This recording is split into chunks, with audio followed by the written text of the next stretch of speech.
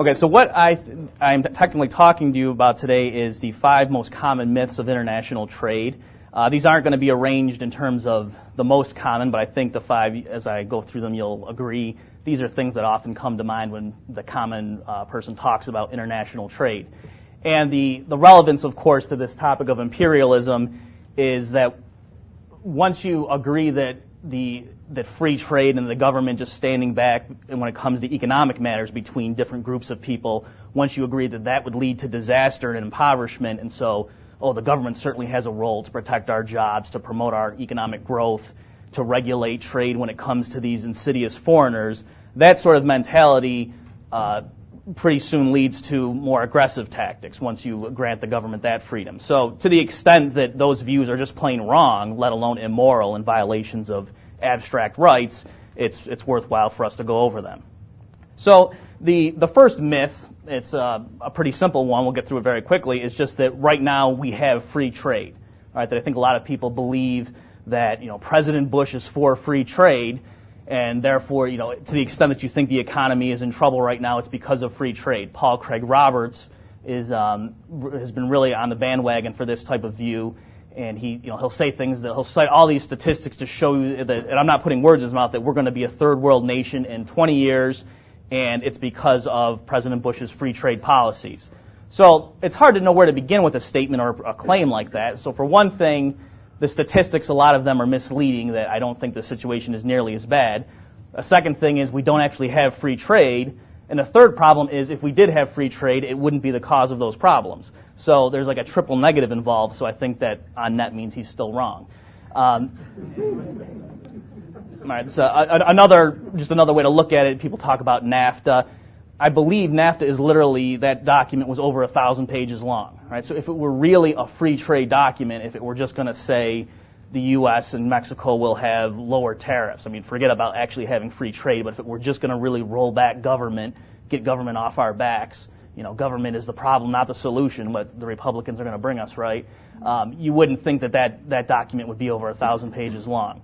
So it's really hard to argue with these people because the politicians that are allegedly on your side as a free trader, they talk the talk, and it's hard to say, okay, actually no, I'm for free trade, but I'm against the free trade agreement because it's not free trade, and so it gets really difficult to.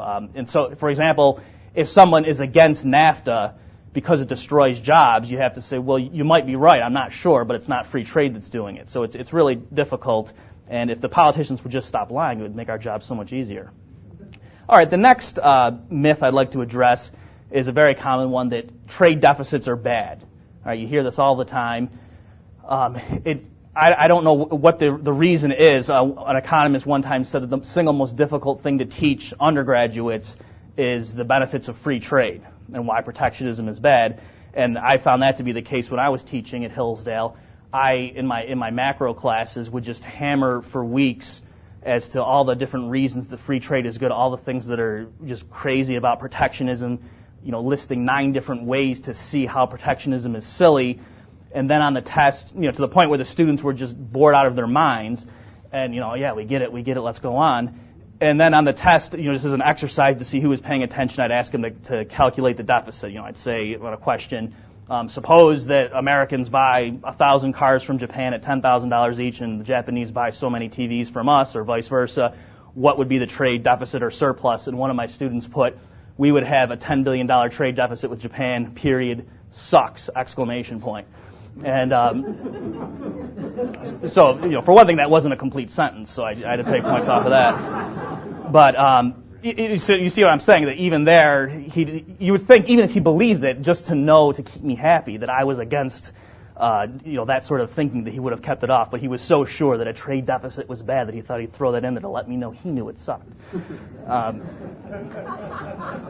Okay, but let's, before we ponder just how silly the worry about trade deficits is, we should again be clear on what exactly is a trade deficit. And once you realize what it is, you can see just how crazy this is. So all it means if you have a trade deficit is that the group that you're talking about are buying, in terms of dollar expenditures or whatever the monetary unit is, that number in terms of their expenditures on the other group's goods is higher than their expenditures on your goods. But the thing that's tricky is you restrict it to certain types of expenditures. So usually in some cases it's just on merchandise goods, not even services, which is particularly strange. And then in other measures, when they talk about what's our trade deficit with Japan, they'll include the trading of services also. But so the idea is if we have a trade deficit with some country, that means that we're buying more of their goods and services than they are of ours. But again, it's narrowly defined. And so again, there's all sorts of ways to see why that's sort of an arbitrary, meaningless statistic. One way I try to bring the point home is to say, unless you're running your own business and you have all sorts of different paying customers, if you're just working for some company, I bet that you have a huge trade surplus with the city in which your job is located, and that you have a trade deficit with every other city in the world. All right, that if you, for example, occasionally go on vacation to a neighboring state, probably you have a huge trade deficit with that state, meaning you buy more goods and services from businesses located within those geographical boundaries than they buy of your services, whatever your job is. Whereas you probably have a huge trade surplus with the city in which you live because that's where your employer is. And so if every month, for example, you calculate it and say, okay, I got this much of people buying my services who live in this region, namely your employer, and you get a number, and then you say, okay, let me add up how much money I spent on merchants in this city, and probably the number you got paid from your employer would be bigger than what you paid out, and so you'd have a trade surplus with that city. You did the same calculation with other neighboring regions, and you would have a trade deficit with them because more money's flowing out to them than they're flowing into your wallet, and so you're going to go bankrupt, right? You better start washing dishes every time you go to a restaurant outside of your city, because otherwise, you got to get rid of these trade deficits with the neighboring town. So if you start thinking about it like that, you say, okay, yeah, that's, it'd be silly to worry about trade deficits with various regions on an individual level, but that's all the trade deficit is when it comes to national levels. It's just you take those calculations for each person in the U.S. and add them all up, and then compare to, like, say, the Japanese and add all those numbers up, and the net is the trade deficit vis-a-vis Japan. Okay, so that's one way to see it. Now, a sophisticated critic could come back and say, okay, but there's a flaw in your reasoning there because chances are, unless you really are going bankrupt, you have a big enough trade surplus with your employer so that it balances out. And so on net, your wealth is growing.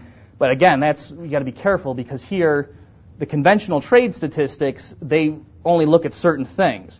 So, for example, just to give you an example to show why they could be misleading, let's say an American entrepreneur wants to start a new business, and let's say it's going to be he needs to buy an office and equip it with computers and so on, and all the plugs and keyboards and everything that you need, office equipment, lighting, and so forth that you need, copy machines for a new office.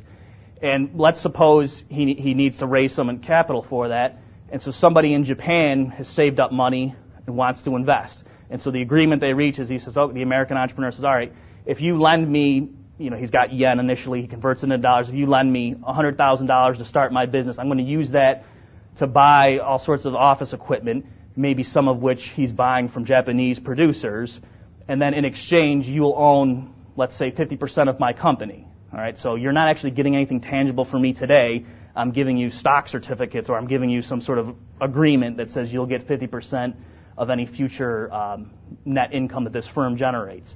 All right, so that transaction, once all is said and done, once he gets the money and then uses it to buy office equipment, some of which is from Japan, that would have increased the American trade deficit with Japan.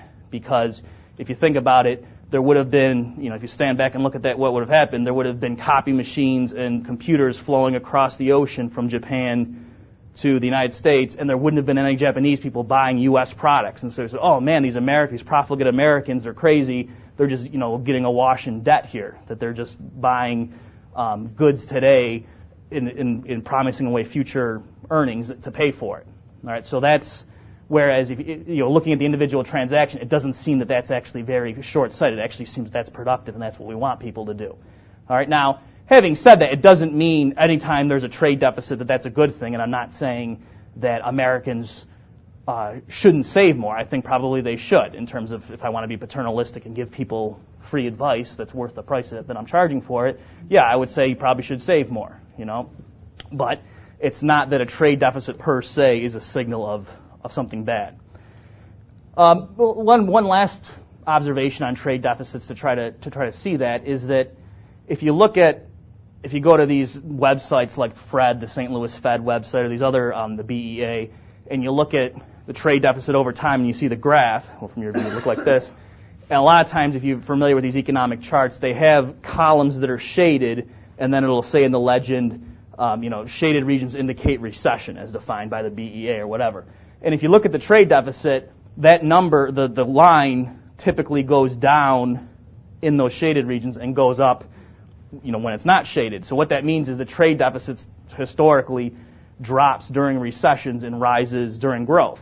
And not only is that, sort of irrelevant, but it's actually, that makes sense, because what happens for a sort of capital-intensive country like the United States is when our economy is booming, when people feel like they have more disposable income and they're willing to make more purchases, naturally that's what you would expect, is that we buy more manufactured goods and services, consumption services, from the rest of the world while they're investing more in the United States. Right? That happens during periods of growth. When there's a recession, people are afraid to spend. That's when we buy less from the rest of the world, and so the trade deficit drops. Okay, so it's not merely that the trade deficit is harmless. From a certain point of view, at least for capital-rich countries, a trade deficit might actually go hand in hand with economic growth. A lot of, I think, the reason that the trade deficit is considered to be a bad thing is just the term, deficit. But a trade deficit, the way these accounts are calculated, is equivalent to a capital surplus, a capital account surplus. Okay, a way to see it, it's easier if you think about it in terms of gold, because with different currencies changing against each other, that's one more thing you got to keep track of. But just imagine the world used gold, and foreigners wanted to invest more in U.S. companies than we wanted to invest in foreign companies on net. Well, what would that mean? That would mean more gold was flowing in than flowing out in terms of investment. And so that means Americans, if they wanted to, could use that gold to buy more manufactured goods and services from the rest of the world. And that could happen year after year, and it's not that all of a sudden we would run out of gold one day. Forget for the moment that gold isn't the measure of your wealth anyway, but even if it were, it's not that you would all of a sudden run out of gold. It's just that, on the manufactured and services side, your deficits were being counterbalanced by the fact that foreigners were investing more in your country. Okay, so the man on the street, if you said, do you think the U.S. should have a trade deficit or a surplus? He'd say, a surplus. And then if you said, okay, and would you prefer that foreigners invested more capital in here, or that on net capital was flowing out of our country? He'd say, I want capital flowing in. Well, you can't have both at the same time. All right, so you can pick one or the other, but you can't have a net trade deficit or net trade surplus and a capital account surplus. It's an accounting impossibility. All right, so I propose that instead of calling it a trade deficit, we should call it a capital account surplus. And then people say, no, the capital account surplus is higher this month. And no, people would be happy that the capital account surplus is higher, and so maybe just that change in terminology would help. Okay, moving along, the third myth is that a lot of people think trade only helps the poorer country, so that there's two countries trading, and I think most people would admit, okay, somebody's better off when people voluntarily trade things, but it's the poorer party, and that the rich country is somehow worse off. I think a good illustration of this viewpoint was when Pat Buchanan I think it was when he was running for president the first time, and I think it was when he was still on Crossfire, or at least a frequent guest on that show, and he was denouncing NAFTA, and again, it was difficult because I agreed with him that NAFTA was bad, but not for his reasoning behind it. And I think it might have been Michael Kinsley, I was glad that he tried to really nail Buchanan down on the point, and he said, okay, you're right, there's all these environmental regulations, and it's conceding sovereignty to these international bodies, but forget all of that. Just suppose it really were a pure free trade document. Would you support it? And Buchanan paused, and they said, no, I wouldn't, because it would merge our economy with Mexico's, and that would lower American living standards. All right, so I really think he encapsulated there this fear people have. They think that having a wall between us, if just an imaginary wall in terms of economic policy, between us and really poor countries somehow shields us from their poverty, and it keeps us richer. Right? There's an idea that there's a certain amount of heat in the world, and if we got to keep it in. If we mix with a really cold country, that there's going to be a leveling out. And I think that's the mentality. Now, there's again with the time I have, I want to leave some time at the end for question and answer. I can't get into it too much, but just a few ways to see why that's silly. If just on an individual level. Can you imagine you're talking with your friend who's a lawyer, and You say, hey, you want to go to Taco Bell? And he said, no, sorry, I can't go in there. He goes, wait, do you know what the average wage of the people in there is? Right now I make $180,000 a year. If I go in there, my salary might get cut in half. Right? Okay, so we can see how that's silly, but so how is that any different from, let's say, Mexicans are poorer than we are. If we trade with them, it's going to pull down our wages. All right? Now, and I don't know this because I'm a good imperialist American that I have been to very few foreign countries. I can't even find Kuwait on a map. And so I haven't been abroad, and I'm just curious, maybe some of you later on can enlighten me. Is it the case that in truly poor countries, are they all ardent free traders? Like, do they have the same economic fallacies we do, but they think, since we're poor, why don't we screw all these rich countries by trading with them, and like suck some of their wealth? I don't know. My guess is probably, since they're poor and backward, that they have bad economic ideas, and they're probably afraid of free trade as well. And you could get into it just to give you a hint as to, okay, we can see the absurdity in the view, but what actually is wrong with it? It's that it's not just low wages, for example. It's not that, the reason, if we allow Mexican firms to send us products, since they can pay their workers so little, therefore our wages all have to sink. It's not just the pure wage level, it's also the productivity. And so if our workers are twice as productive as an average Mexican worker, let's say in some particular occupation, well then it doesn't mean that we have to therefore get paid the same. That means we can get paid twice as much, the U.S. worker, as that worker, in order to remain competitive. All right? So it's precisely because U.S. productivity is high that our wages are higher, and that's why our workers get paid more. That's why we have a higher standard of living. All right? It's not because we have tariffs that allow us to maintain these high wages. All right? So that's one hint as to what's ultimately wrong with that view. Okay, moving along, the fourth fallacy or myth that I want to talk about is probably, it's related to what I was just mentioning, and that's that free trade destroys jobs. All right, so this is probably the single biggest objection people have, the single biggest fear. And again, economists have just spent so much time trying to show all the different reasons that this mentality is wrong. I'll just summarize some of the more popular arguments. So again, an easy way to do it is to just use a reductio ad absurdum and just say, okay, well, let's put it on the individual level. Does it help, suppose you said in your family, you say, okay, in our family we're going to have protectionism, we're going to create jobs here in our household, and so, you thought you were going to get your oil changed? No, you're not. Have your sister do it, because she needs employment. All right. Oh, okay. And then, you thought you were going to run to the supermarket and we're going to reduce our cash balances, have a trade deficit with the grocery store? I don't think so. Why don't you grow tomatoes in the backyard? Why don't we do it here at home and boost jobs for the family? Right? And so, don't go buy a dress, make it here. Right? If you think about it in the household level, of course, that's crazy. You'd just be reduced to utter poverty, but you'd be employed. You'd be really busy. Right? There would be no shortage of work. You could find work. All right? So you wouldn't be unemployed. That would be good. But, okay, so you see the point there. And then you could expand it. It wouldn't be as absurd to do it, to have, people say, okay, what about our state? Right, what if Alabama had high tariff barriers because we don't want to lose jobs to Texas? Right, things like that. And people, yeah, okay.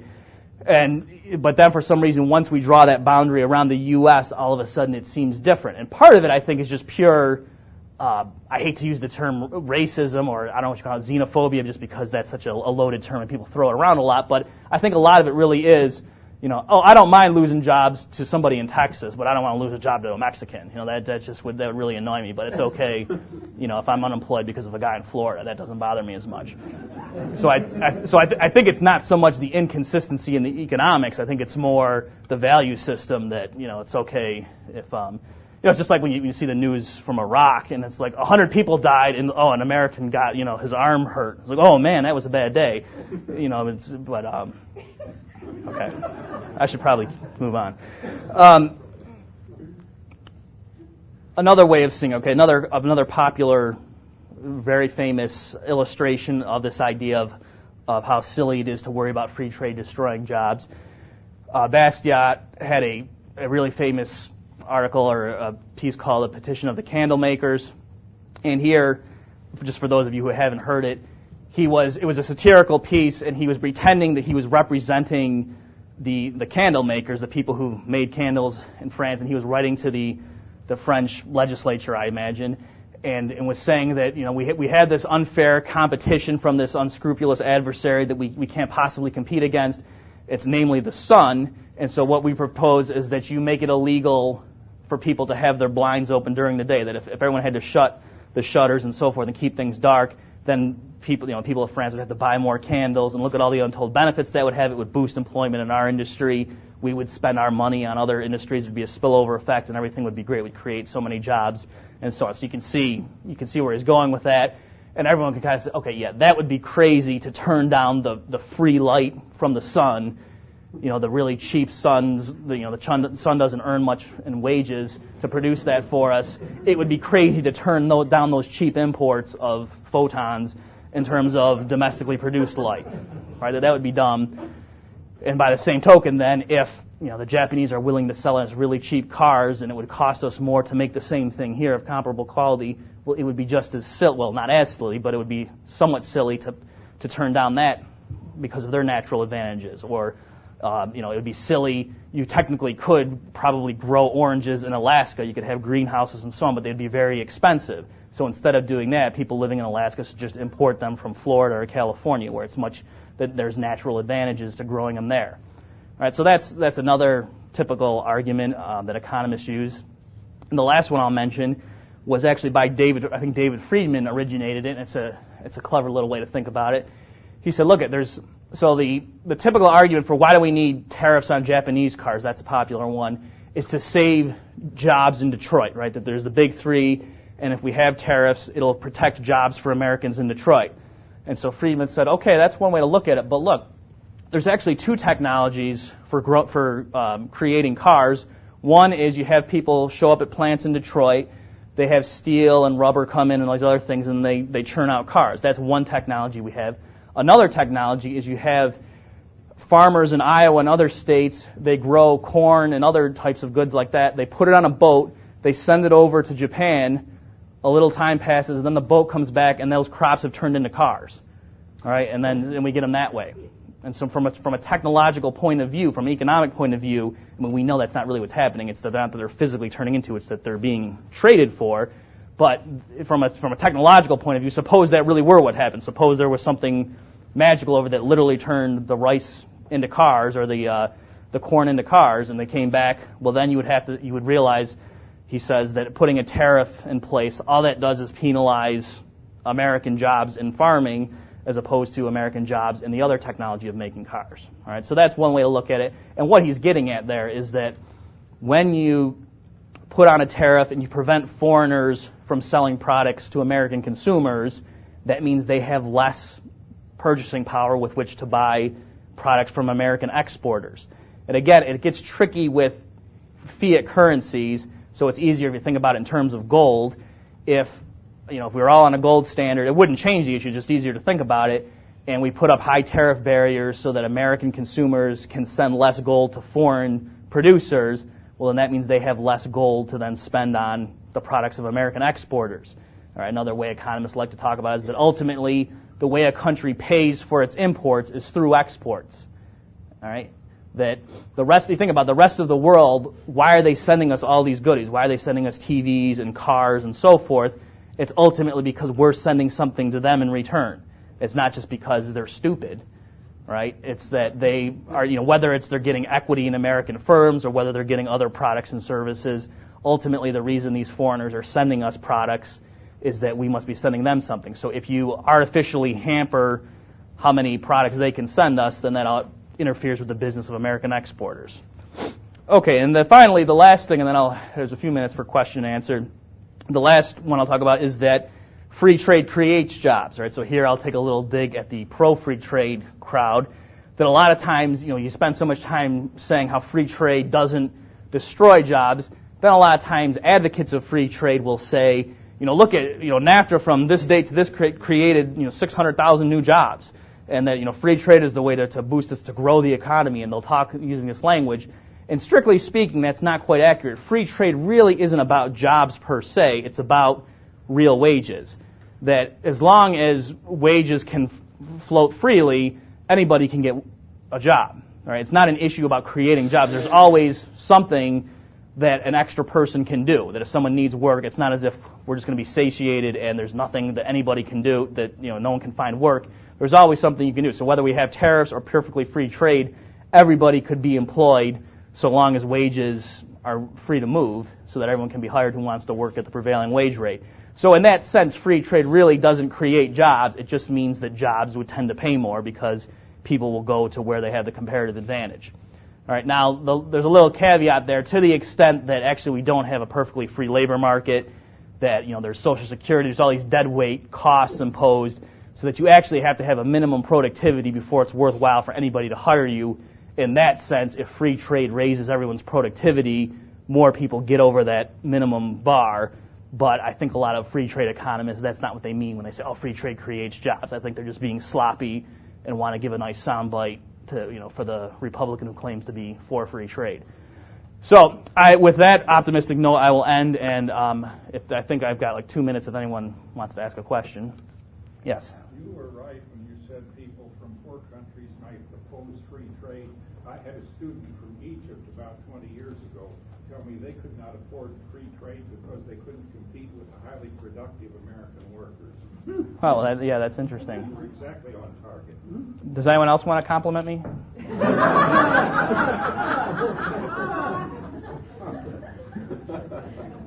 Yes, sir.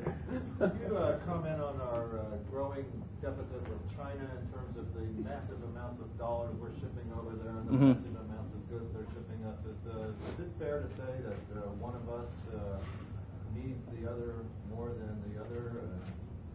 Okay, yeah, that's a legitimate question, and again, it's hard to talk about these things. It makes the appearance that I'm saying, oh, everything's fine and there's not going to be any problems. And no, it's entirely possible that the dollar could fall next week and that we could be thrown into a huge recession. The point I would emphasize, though, is if that does happen, it's not because, oh, we had free trade and that led to all these imbalances. As far as China goes, yes, my understanding, and I don't claim to be an expert, is that the Chinese government is certainly using non-laissez-faire means to accumulate huge reserves of dollars, that they're keeping their currency artificially cheap in terms of the international market, so that favors their exporters. All right, so it's basically just the Chinese government is impoverishing its own people to favor certain exporters. Now, it's not a good thing in terms of their own people, but in the sense, is it hurting us? I don't think so, at least in the short term. If the Chinese government wants to just use its equivalent of tax dollars or slave labor to send us free goods, that doesn't make us poor. Like, if they're sending us stuff that's artificially cheap, again, that we're getting presents, that's not actually hurting us, but it's to the extent that people become complacent and rely on that would be a bad thing. But again, it's not something government policies are going to alter. That's just, we might as well get the cheap goods while we can, and then just be aware that situation might change pretty soon. Okay, thank you very much, Bob.